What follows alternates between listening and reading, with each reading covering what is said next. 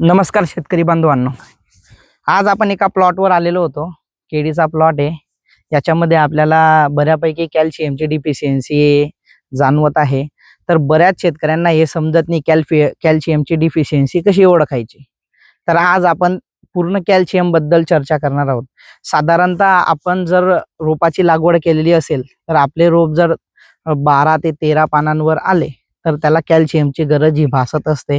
किंवा जर कंदाची लागवड असेल तर कंदाची साधारणतः 10 ते 12 पानांचं कंद झालं की त्याला कॅल्शियमची गरज भासते. तर मग त्यानुसार आपल्याला त्याला कॅल्शियम द्यावंच लागते. पण बऱ्याच वेळेस आपण कॅल्शियम देत नसल्यामुळे कॅल्शियमचे हे विपरीत परिणाम आपल्या झाडावर होतात. जसे की आपल्या झाडाची वाढ थांबणे, हा जो पोंगा आहे हा वाकणे, पोंगाला पीड पडते आणि त्यानंतर मग आपलं जे झाड आहे ते आहे त्याच अवस्थेमध्ये थांबून जाते, जवळजवळ पानं काढते. तर मग त्याच्यासाठी आपल्याला कॅल्शियम हा घटक खूप महत्वाचा आहे.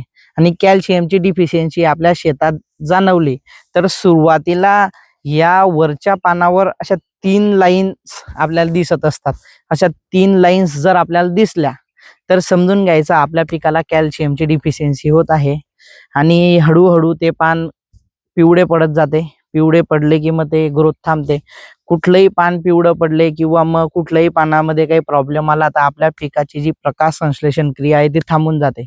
त्याच्यामुळे कुठल्याही अन्नद्रव्याची कमतरता आपल्या पिकाला पडू देऊ नये आणि आपलं जे झाड आहे त्याची वाढ थांबू देऊ नये असं मी शेतकऱ्यांना सांगेल. प्लस आज आपण कॅल्शियमवर बोलत आहोत तर कॅल्शियम बद्दल सांगायचं म्हटलं तर हे सिम्पटम्स तुम्हाला समजले.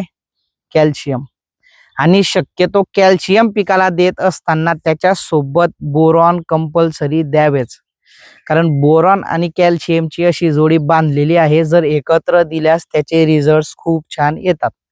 त्याच्यामुळे अशा पद्धतीने आज आपण या व्हिडिओमध्ये कॅल्शियम बद्दल जाणून घेतले. माहिती आवडल्यास चॅनलला सबस्क्राईब करा आणि इंस्टाग्राम पेजला फॉलो करायला विसरू नका. धन्यवाद.